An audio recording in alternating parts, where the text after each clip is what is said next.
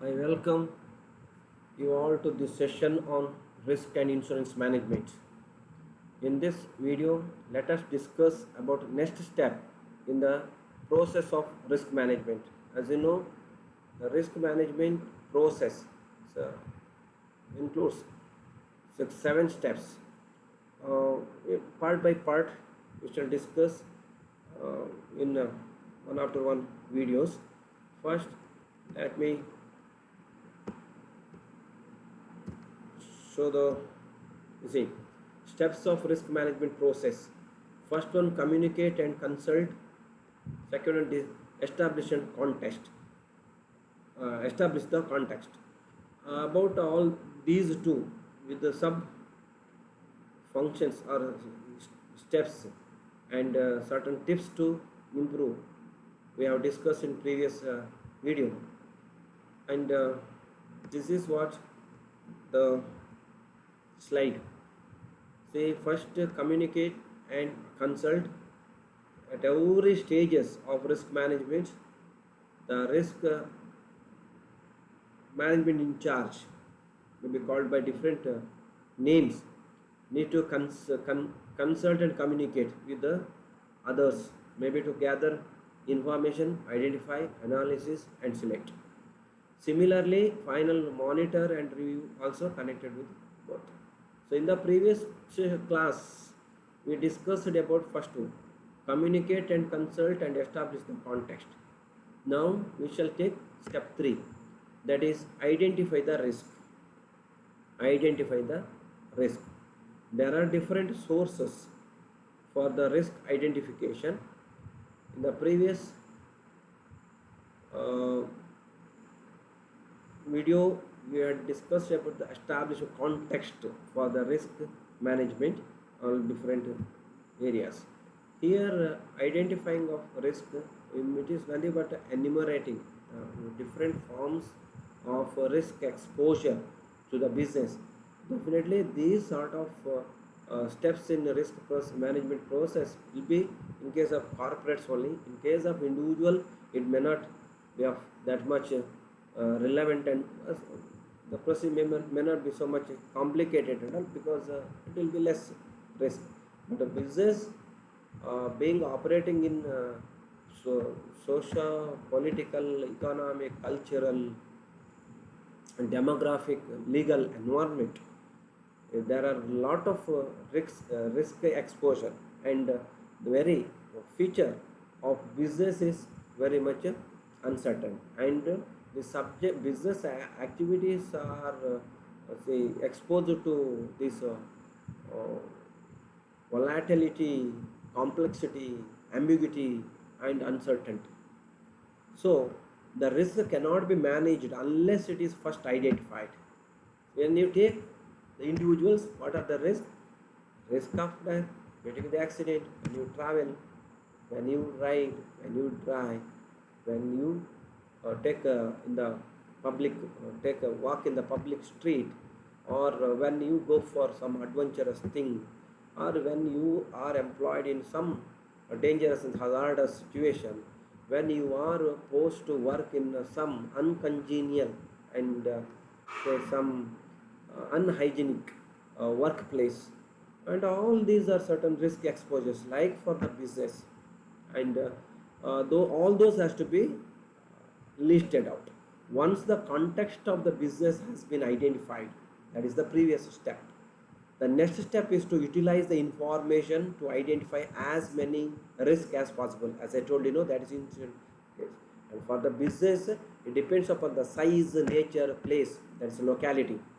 In the all these external as well as the internal environment, which forces the constraints and difficulties and makes the business operation very complex. Okay. Now, the aim of risk identification, why? At this stage, answers to all questions has to be known.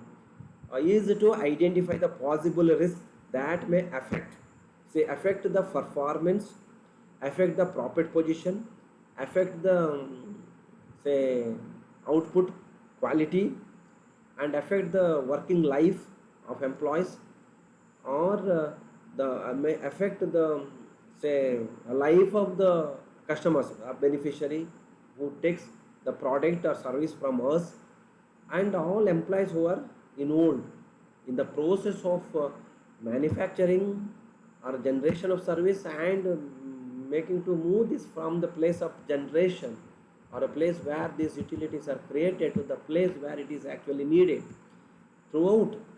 So affect and either negatively or positively.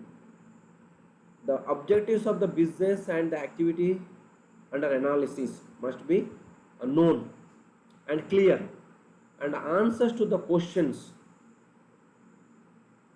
identifies the risk. Answer the following questions, identify the risk. What can happen, you see, when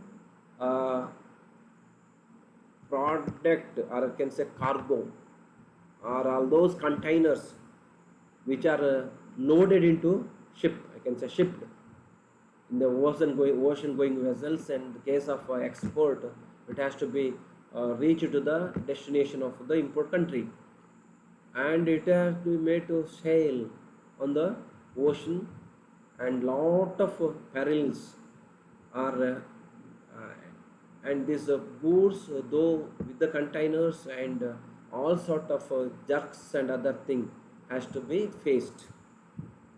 Maybe the launch or steamer, whatever, maybe the size of that say ships, we are hearing every time it say meets with the accident and something, sometime breaking down, lot of difficulties.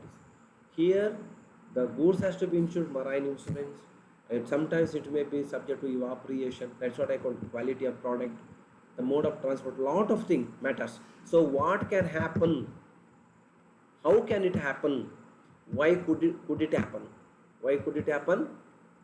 The goods which are shipped into for the export are very much subject to the risk, high risk exposure, due to tsunamis or ocean winds and tides and all these, or sometimes ice, what is that, mountains or bugs, whatever, and maybe sometimes of that aquatic animals, they create some problems, or winds and all.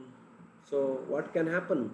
Your goods may lost, you may lose entire part, because it is very slow, takes months together for the particular voyage, pro and to and fro. How it happens?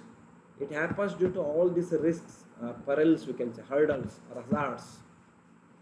Then why could it happen? It happens because uh, water transport, it's subject to high risk. Same way, airway also.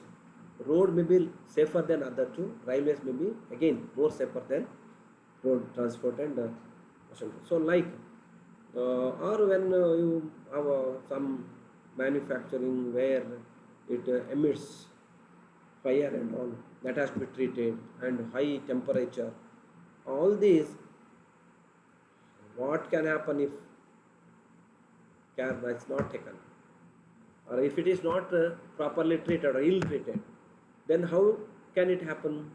Because of these reasons, factors. Why could it happen? It is of course natural, depends upon the say nature of the cause.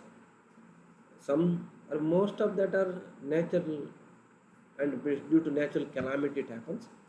Sometimes it may be because of the human act, the employees or others.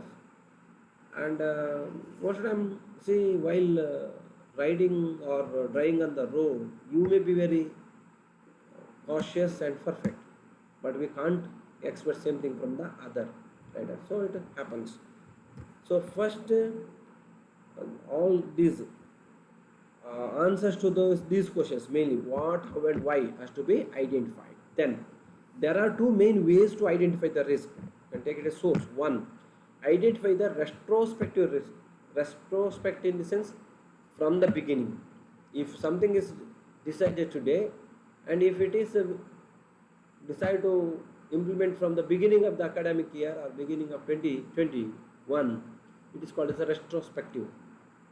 And when anything happens retrospective, there need to make some adjustments or corrections for the period of already lapsed. So retrospective risks are those that have previously occurred, such as incidents or accidents. You see, previously either your consignment thrown in the ocean, or fire broke out in your godown, or some other godown, or some other uh, godown of some other business which is carrying similar nature. See, this is what the retrospective risk. Not happened here, or now may or may not. So retrospective risk identification is often the most common way to identify risk. You can say fast is the base for the future estimate, and the easiest. It is easier to believe something if it has happened before. Precedence, you can say, happened before. There is every possibility happening now and even in the future also. So it is also easier to quantify its impact. Quantify its effect in the sense, last time in a consignment consisting of say 1,000 container, or out of which 5 lost. Proportionate or percentage you can calculate. Same thing you can say project or exponent the future period. So quantify the impact and to see the damage it has caused. History gives you lot of information and data. Second, there are many sources of information about a retrospective risk. This includes hazard or incident logs or registers. Log is nothing but a book where all these entries are made, and audit reports, yes, or accounts, customer complaints, accreditation documents and reports, past staff means previous past employees, former employees, or client surveys. Then newspapers or other professional media such as journal and websites where there is a published literatures or documents. So these are certain sources of retrospective risk which can be taken as a base for taking risk or identifying the risk, so both the number as well as the volume, means size. Second, identifying the prospective risk in future. It is not happened previous, possibility of or probability of happening in future means next time. So prospective risks are often harder to identify, difficult, because for the retrospective there is a record, logs, register. Future it is just a guess, maybe. So these are things that have not yet happened but might happen sometime in the future. So identification should include all risks whether or not they are currently being managed. The rational principle here is to record all significant, means important, significant risk in the sense which will have a greater impact on the say economic impact as well as maybe on the life, and monitor or review the effectiveness of their control. That's what the arrow, two-way arrow towards monitor and control at every stage, this is what. So methods for identify prospective risk include brainstorming with the staff or external stakeholders, conducting a meeting and asking them. See, when goods are they say maybe the captain or crew of the ship in case of ocean, or the pilot or such staff of the in case of airways aircrafts, or in case of trucks and all, or railway, those persons can be asked, or experts who can be called and asked to find what are the possible risk exposures on particular issue or particular product or particular say consignment.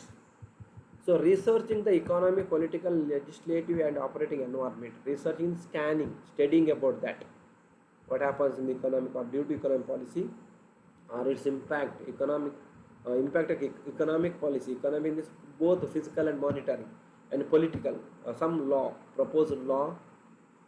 Say now, still now, farmers are on agitation against 3 proposed agriculture bills by the central government, right? So it is a somewhat political issue. If those bills are passed in the parliament, and if president puts his signature on that, gives approval, it becomes a statute. So that is the fear of farmers.